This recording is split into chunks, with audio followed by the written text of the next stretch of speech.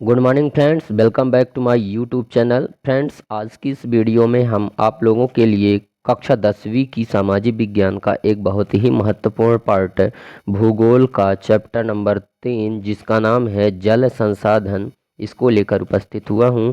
Friends, ये chapter आपके board exam के हिसाब से काफ़ी ज़्यादा इम्पोर्टेंट है। इसके जितने भी मोस्ट इम्पोर्टेंट क्वेश्चन वस्तुनिष्ठ प्रश्न जो हैं वो बन सकते थे, उन सभी को हमने इसमें कवर किया है। तो फ्रेंड्स, वीडियो को छोड़कर कहीं जाइएगा नहीं। वीडियो को अच्छी तरीके से समझने के लिए और बोर्ड एग्ज़ाम में आपका अच्छे से अच्छा रिजल्ट बन सके, उसके लिए आपको यह वीडियो को पूरा देखना बहुत ज़रूरी है। इसलिए प्लीज़ वीडियो पर शुरू से लेकर अंत तक बने रहें, और अगर वीडियो पसंद आए तो वीडियो को लाइक करें और दोस्तों में शेयर करें। फ्रेंड्स, इससे पहले वाली वीडियो में मैंने चैप्टर 1 और चैप्टर 2 का वीडियो मैंने बना रखा है। अगर अभी तक आप लोगों ने उन चैप्टरों की जो वीडियो उनको अगर नहीं देखा है तो प्लीज़ उन वीडियो की लिंक हम इस वीडियो के डिस्क्रिप्शन पर दे दूंगा, जहां से आप उनको वॉच कर सकते हैं और अपने रिज़ल्ट को अच्छा से अच्छा लाने का प्रयास कर सकते हैं।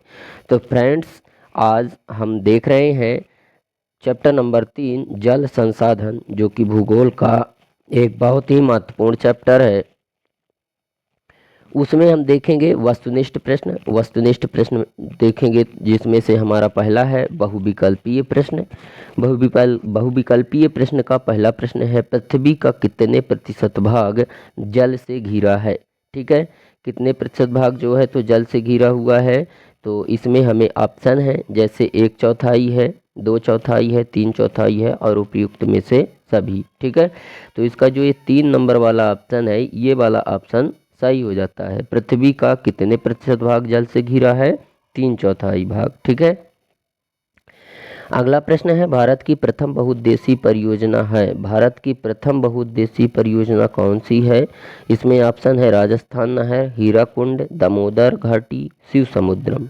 ठीक है, तो इसका भी जो है तो ये 3 नंबर वाला ऑप्शन सही हो जाता है। ठीक है, भारत की प्रथम बहुउद्देशीय परियोजना है ये दामोदर घाटी। उसके बाद हमारा जो तीसरा प्रश्न है, सरदार सरोवर बांध बना है। सरदार सरोवर बांध बना है, कहाँ पे बना है? वो ऑप्शन है कृष्णा नदी पर, महानदी पर, नर्मदा नदी और कावेरी नदी पर। ठीक है, तो कहाँ पे बना है? ये नर्मदा नदी पर बना हुआ है। सरदार सरोवर बांध कहाँ बना हुआ है? नर्मदा नदी पर। ठीक है, उसके बाद हमारा जो चौथा प्रश्न है वो है, दो राज्यों के नाम बताइए जहां शुद्ध बोए गए क्षेत्र का 60% सिंचाई के अंतर्गत आता है। जैसे दो राज्य हैं, पंजाब हरियाणा, हिमाचल प्रदेश हरियाणा, राजस्थान उत्तर प्रदेश, बिहार और झारखंड। ठीक है, तो इसका जो है तो ऑप्शन नंबर 1 सही हो जाता है। ठीक है, पंजाब और हरियाणा ये दो ऐसे राज्य हैं भारत के अंदर जहां शुद्ध बोए गए क्षेत्र का 60% सिंचाई के अंतर्गत आता है। मतलब सिंचित क्षेत्र सबसे ज़्यादा कहाँ पे है? पंजाब और हरियाणा पे। ठीक है, उसके बाद हमारा जो पांचवा क्वेश्चन है वो है, भविष्यवाणी के अनुसार 2025 में कितने लोग जल की नितांत कमी झेलेंगे? कितने लोग? तो इसमें ऑप्शन है 5 करोड़, 8 करोड़, 15 करोड़ और 20 करोड़। ठीक है, तो इसका जो ऑप्शन है वो हो जाएगा 20 करोड़, कहीं कहीं आपको 25 करोड़ भी मिलेगा। ठीक है, तो ये एक भविष्यवाणी है कि 2025 में लगभग 20 करोड़ लोग जल की कमी का सामना करेंगे। ठीक है, उसके बाद हमारा क्वेश्चन नंबर 6 है कि निम्नलिखित में से कौन सा वक्तव्य बहुउद्देशीय नदी परियोजनाओं के पक्ष में दिया गया तर्क नहीं है? तर्क यानी विचार। जैसे कि इसमें ऑप्शन है, बहुउद्देशीय परियोजनाएं उन क्षेत्रों में लाती हैं। ठीक है, जल लाती हैं जहां जल की कमी होती है, ये भी सही है। ठीक है, दूसरा है, बहुउद्देशीय परियोजनाएं जल बहाव को नियंत्रित करके बाढ़ पर काबू पाती हैं, ये भी सही है, ये भी करती हैं। तीसरा है, बहुउद्देशीय परियोजनाओं से बृहत स्तर पर विस्थापन होता है और आजीविका खत्म होती है, ये गलत बात है। ठीक है, नदी परियोजनाएं जो हैं तो आजीविका को खत्म नहीं करती हैं। ठीक है, अगला है, बहुउद्देशीय परियोजनाएं हमारे उद्योगों घरों के लिए विद्युत पैदा करती हैं। ठीक है, तो इसमें से जो है तो कौन सा वाला ऑप्शन सही हो जा रहा है? तो इसका जो है तो हो जाएगा तीसरा नंबर, मतलब जो ये है। ठीक है, मतलब बहुउद्देशीय परियोजनाओं से बृहत स्तर पर विस्थापन होता है। विस्थापन यानी एक स्थान से दूसरे स्थान तक जो है तो जाता है, और आजीविका भी खत्म होती है, जो कि ये गलत है। ठीक है, इसलिए यही वाला ऑप्शन सही हो जाता है। उसके बाद हमारा क्वेश्चन नंबर जो 7 है वो है, कृष्णा नदी किन राज्यों में प्रवाहित होती है? मतलब जो कृष्णा नदी है वो किन राज्यों में बहती है? महाराष्ट्र, कर्नाटक, आंध्र प्रदेश। दूसरा है महाराष्ट्र, उड़ीसा, आंध्र प्रदेश। तीसरा है महाराष्ट्र, केरल, तमिलनाडु। चौथा है मध्य प्रदेश, छत्तीसगढ़ और उड़ीसा। ठीक है, तो इसमें जो एक नंबर वाला ऑप्शन है वो सही हो जाता है। महाराष्ट्र, कर्नाटक और आंध्र प्रदेश में कृष्णा नदी बहती है। कहाँ बहती है? महाराष्ट्र में, कर्नाटक और आंध्र प्रदेश में बह रही है।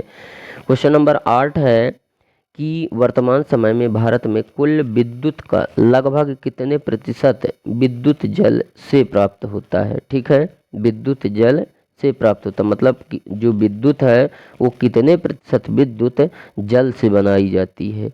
ठीक है, तो इसमें ऑप्शन है 22, 15, 10 और 8%। ठीक है, तो इसका जो है तो ऑप्शन हो जाएगा 22%। 22% विद्युत जो है हमें जल के द्वारा बनी हुई प्राप्त होती है। बाकी तो सौर ऊर्जा के द्वारा भी बनाई जा रही है, लेकिन जल के द्वारा 22% जो है तो विद्युत बनाई जाती है। ठीक है, उसके बाद देखते हैं हमारा 9वां क्वेश्चन है कि किस राज्य में बांस ड्रिप सिंचाई सामान्य है? बांस ड्रिप यानी कि बांस के माध्यम से जो है तो पानी को एक स्थान से दूसरे स्थान ले जाया जाता है। ठीक है, जैसे डंडा वाला पाइप होता है, बस उसी प्रकार से बांस के माध्यम से पानी को एक स्थान से दूसरे स्थान ले जाया जाता है। तो ऐसा सिस्टम किस राज्य में चलता है? तो इसमें ऑप्शन है मध्य प्रदेश, मेघालय, गुजरात और हरियाणा।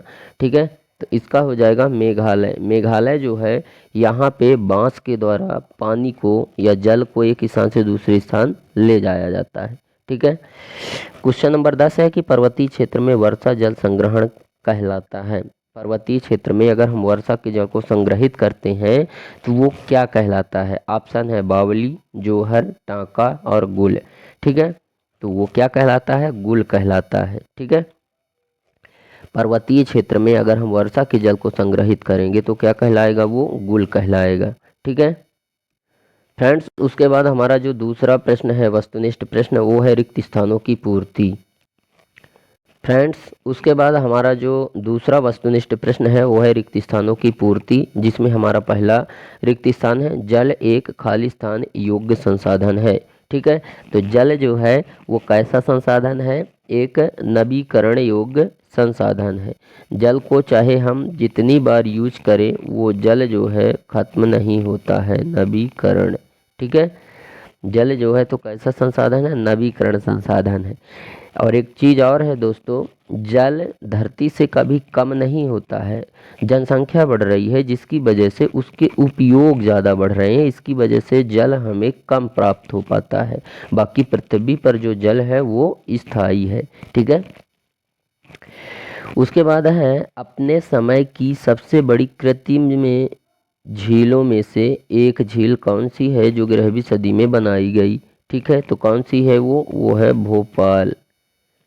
ठीक है, भोपाल झील जो कि 11वीं सदी में बनी गई, ये सबसे बड़ी जो है तो क्या है? कृत्रिम झील है। ठीक है, कृत्रिम झील, सबसे बड़ी कृत्रिम झील है भोपाल झील, जो कि 11वीं सदी में बनाई गई। ठीक है,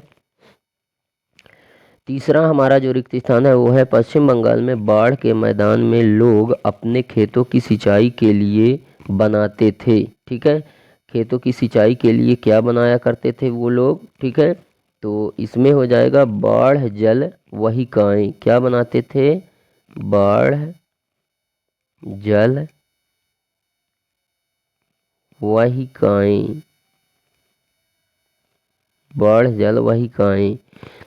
ठीक है, ये बनाते हैं पश्चिम बंगाल में लोग खेतों की सिंचाई के लिए। ठीक है, उसके बाद है तीसरा जो चौथा जो रिक्त स्थान है, 3/4 धरातल से ढका हुआ है। किससे ढका हुआ है? जल से। ठीक है, यानी कि 71% जो है ना, यही 3/4 कहलाता है। ठीक है, 71%। ठीक है, जो कि जल से ढका हुआ। अगला है महानदी बेसिन में खाली स्थान परियोजना जल संरक्षण और बाढ़ नियंत्रण का समन्वय है। ठीक है। तो इसका क्या हो जाएगा, हीराकुंड। ठीक है, हीराकुंड। ठीक है, हीराकुंड परियोजना जल संरक्षण और बाढ़ को नियंत्रित करने का समन्वय है। ठीक है, अगर हीराकुंड बांध ना होता तो जल को ना ही संरक्षित किया जा सकता था और ना ही बाढ़ को नियंत्रित किया जा सकता था। उसके बाद हमारा अगला क्वेश्चन है, प्राचीन भारत में उत्कृष्ट खाली स्थान के साथ साथ जल संग्रहण ढांचे भी पाए जाते हैं। ठीक है, तो इसका क्या हो जाएगा, जलीय निर्माणों। ठीक है, क्या, जलीय निर्माणों। जलीय निर्माणों के साथ साथ जल संग्रहण ढांचे भी पाए जाते हैं प्राचीन भारत में। ठीक है, अगला है भूमिगत जल खाली स्थान संसाधन का उदाहरण है। भूमिगत जल जो है वो किसका उदाहरण है, तो वो प्राकृतिक का उदाहरण है, प्रकृति। ठीक है, प्राकृतिक का उदाहरण है भूमिगत जल। ठीक है, हमारा अगला वस्तुनिष्ठ प्रश्न है, सत्यासत्य बताना है। ठीक है, पहला है, भारत में अधिकतर नदियों के बेसिनों में बांध बनाए हैं। ठीक है, तो ये भी सही हो जाएगा, बांध बने हुए हैं। ठीक है, बेसिनों में। अगला है, बहुउद्देशीय परियोजनाओं के कारण भूकंप की संभावना बढ़ जाती है। ये भी सही है, जैसे बांध वगैरह अगर बनाए जाते हैं तो बांध बनने से क्या होता है कि यहाँ पे जो भरा हुआ जल है वो पृथ्वी के नीचे जो हमारी ये चट्टानें हैं वो क्या है, कमज़ोर पड़ जाती हैं, क्योंकि उनके ऊपर क्या है कि इतना बड़ा भार जब पड़ेगा तो चट्टानें क्या होता है, टूट जाती हैं, और जैसे ही टूटती हैं तो भूकंप आने की संभावना बढ़ जाती है। ठीक है, उसके बाद तीसरा है कि उद्योगों की बढ़ती हुई संख्या के कारण लवणीय जल संसाधनों पर दबाव बढ़ा रहे हैं। ठीक है, तो क्या ये सही है, नहीं। ठीक है, उद्योगों की बढ़ती हुई संख्या के कारण लवणीय जल संसाधनों पर दबाव नहीं बना रहे हैं संसाधन, क्योंकि लवण अगर हो रहा है तो लवणीय जल अगर खारा जल हो रहा है तो उसका प्रभाव केवल जनसंख्या पर पड़ेगा, संसाधनों पर नहीं पड़ेगा। ठीक है, संसाधन जैसे कोई एक उपयोगी और मूल्यवान वस्तु ही संसाधन है जो कि हमारे लिए उपयोगी और मूल्यवान है। ठीक है, हमारा चौथा है, सारा जल जलीय चक्र में गतिशील रहता है जिससे जल नवीकरण सुनिश्चित होता है। ये भी सही है, क्योंकि अगर जल गति नहीं करेगा तो जल स्वच्छ ही नहीं हो पाएगा, साफ ही नहीं हो पाएगा। जब वो गति करता है तभी जल साफ होता है। ठीक है, उसके बाद है, अनाज का उत्पादन बढ़ाने के लिए जल संसाधनों का कम शोषण करके ही सिंचित क्षेत्र बढ़ाया जा सकता है।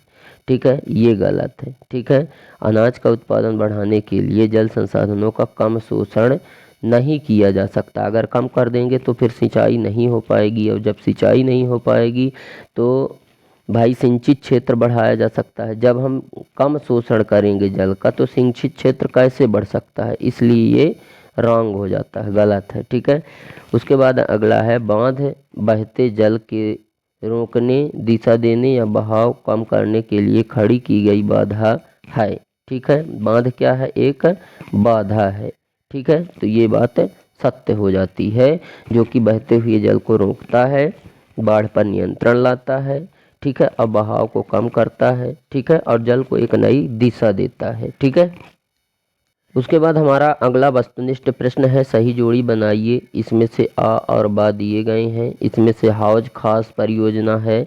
ठीक है, तो यहाँ पे हम देख लेते हैं, जो हौज खास परियोजना है उसका मिलान कहाँ पे हो रहा है, तो ये घ नंबर पर हो रहा है। हौज खास परियोजना जो है ये यहाँ आ रही है।